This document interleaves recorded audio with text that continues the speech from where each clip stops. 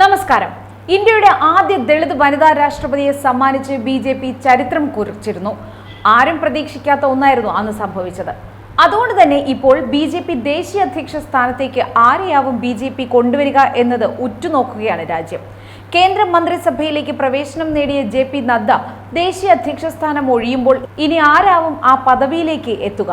തെരഞ്ഞെടുപ്പ് ഫലം വന്ന് ആദ്യഘട്ടത്തിൽ ധർമ്മേന്ദ്ര പ്രധാൻ, ശിവരാജ് സിംഗ് ചൗഹാൻ എന്നിവരുടെ പേരുകൾ ഉയർന്നുവെങ്കിലും ഇരുവർക്കും ക്യാബിനറ്റ് ബർത്ത് ലഭിച്ചതോടെ അത് മങ്ങി.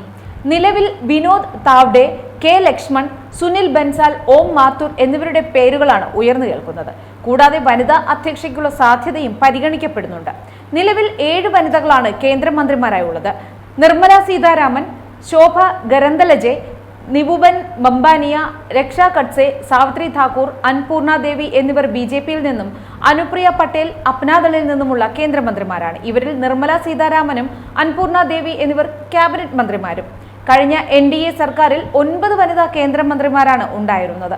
അതിൽ നിന്നും 2 എണ്ണം കുറഞ്ഞതുകൊണ്ട് തന്നെ ബി.ജെ.പി. ദേശീയ അധ്യക്ഷ സ്ഥാനത്തേക്ക് മിക്കവാറും വനിതയായിരിക്കും പരിഗണിക്കുക എന്നാണ് നിഗമനം.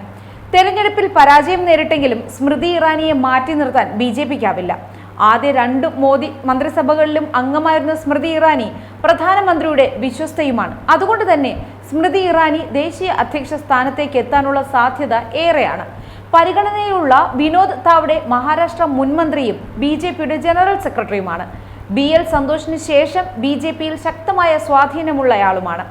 പരിഗണനയിൽ 2ാം പേരുകാരനായ കെ ലക്ഷ്മൺ ബി.ജെ.പിയുടെ OBC മോർച്ച അധ്യക്ഷനാണ്.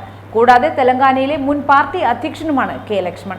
3ാമൻ സുനിൽ ബൻസാൽ നിലവിൽ പാർട്ടി ജനറൽ സെക്രട്ടറിയാണ്. ബംഗാൾ, തെലങ്കാന, ഒഡീഷ എന്നീ സംസ്ഥാനങ്ങളുടെ ചുമതലയും വഹിക്കുന്നുണ്ട്. RSSന്റെ ശക്തമായ പിന്തുണ ബൻസാലിനുണ്ടാകുമെന്നാണ് റിപ്പോർട്ട്. RSS പ്രചാരക് ആയ ഓം മാത്തൂർ രാജസ്ഥാനിൽ നിന്നുള്ള രാജ്യസഭാംഗമാണ്.